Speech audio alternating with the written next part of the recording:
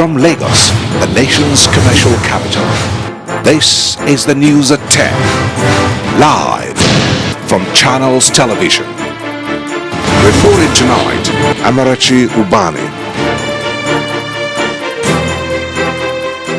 Good evening and welcome. Tonight, Nasarawa remains an embattled state as lawmakers there say there's no going back on the removal of Governor Tanko Almakura.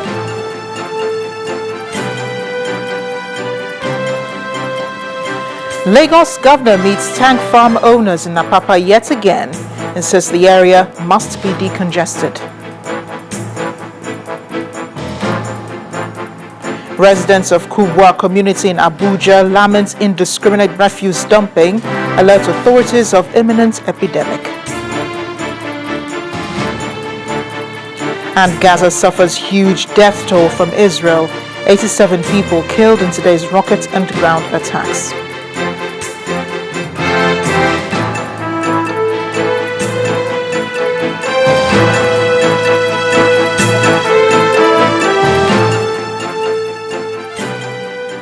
We begin tonight with the lingering dispute between the Nasarawa state government and the lawmakers.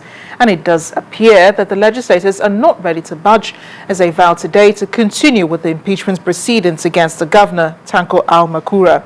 The chairman, House Committee on Information of the House, Mr. Mohammed Ibaku, told journalists in Abuja that the lawmakers will still pursue the impeachment notice served on the governor for alleged embezzlement of funds. It was an unusual news conference. The 16 lawmakers from the Nasarawa State House of Assembly addressed a news conference on the impeachment saga in the state.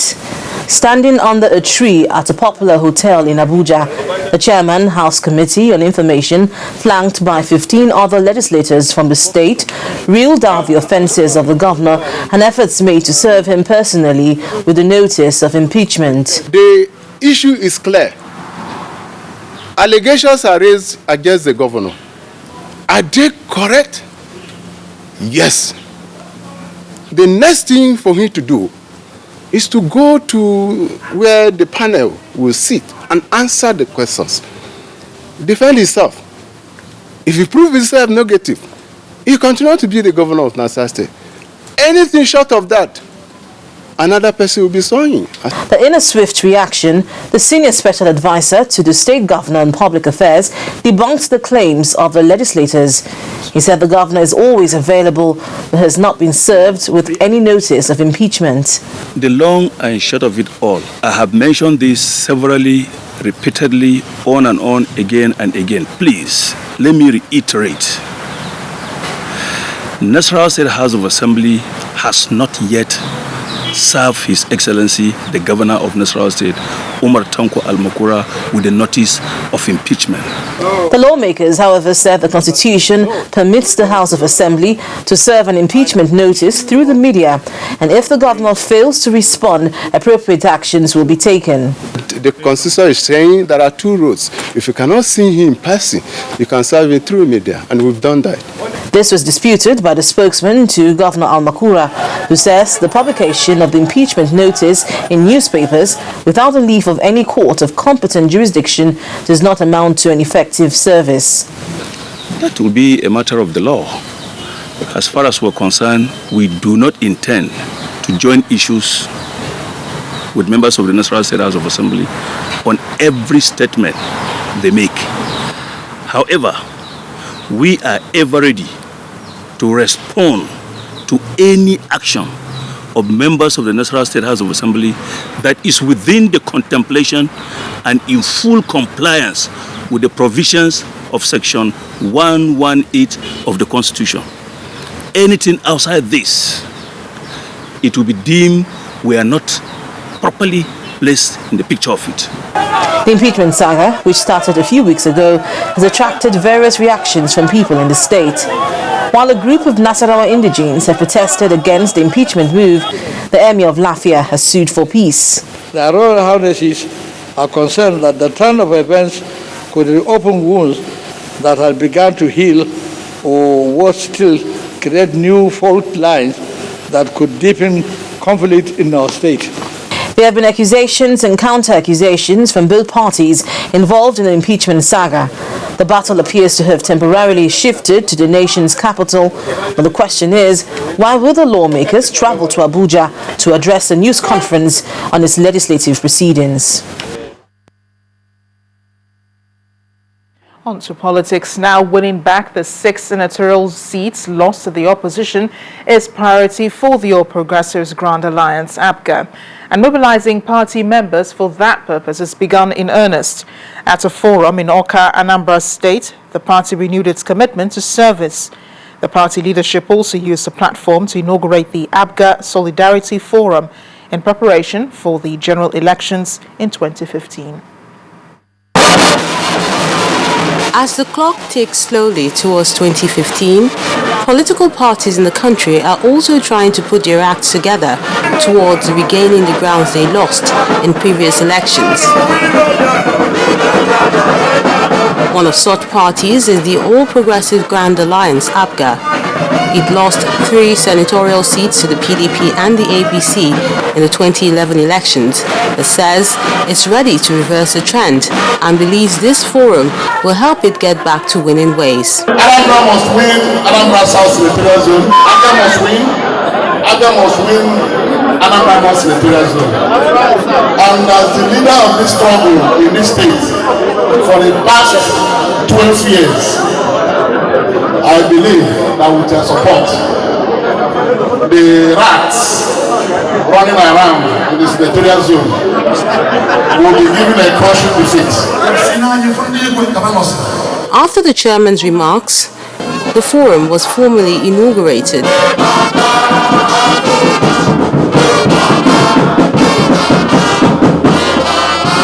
And then the state chairman of the party, Mr. Mike Quinto, asked members of the group to be committed to the rules of engagement. I hereby inaugurate you as foundation members of Solidarity Movement, APGA Solidarity Movement, Nigeria.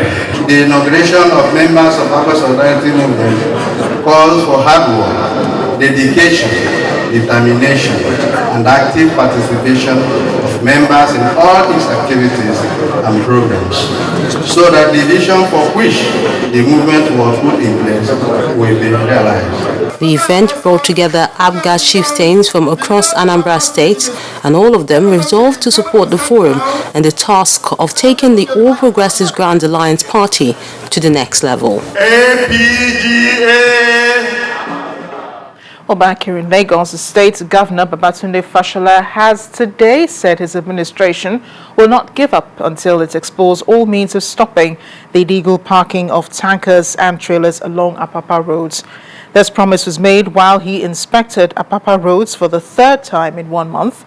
The governor says if the federal government can repair her roads leading to Apapa, it will no doubt reduce traffic congestion there.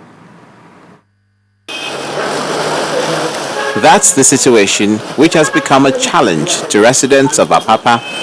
The Lagos state government is determined to find a way out of the problem.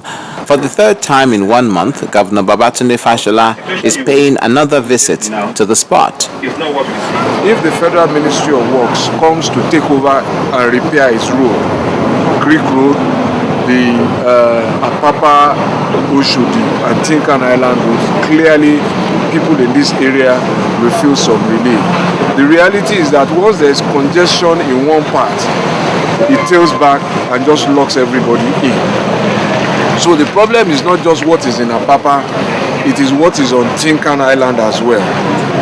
And you will see that even the bridge coming into Apapa now is threatened. Once again, different reasons are alluded as to why the situation has proved difficult to ameliorate. NPA, we have also told them that they should instruct the terminal operators. Sometimes they have 2 cargo handling equipment. And what that means is that only 2 machines will be attending to more than 40-50 trucks. And again, there is this problem of system breakdown. System breakdown means that their gate cannot, the computer system has broken down. And what it means that the trucks cannot go in as long as the system has broken down, it needs to be repaired. I am here because we won't give up. This is our job. This is why we're government here. We're working on the inner roads in Apapa. About 7 or 8 roads are under construction. Even for Julius Berger, our contractor now, to get equipment in, to supply materials, to construct inner city roads that we committed to is now a problem because of the failure of the federal government. So we won't surrender, we won't abdicate our responsibility. We will continue to work with the stakeholders. We hope that the federal government will listen to understand that its concession of the port and the management of the port requires much more than just signing an agreement. While the state government and the truck operators cooperate to find a way out, the residents and road users will have to bear a little longer until a more permanent solution is achieved. In part 2 after the break, Bring Back Our Girls campaigners remain resolute in their demands. Please stay with us.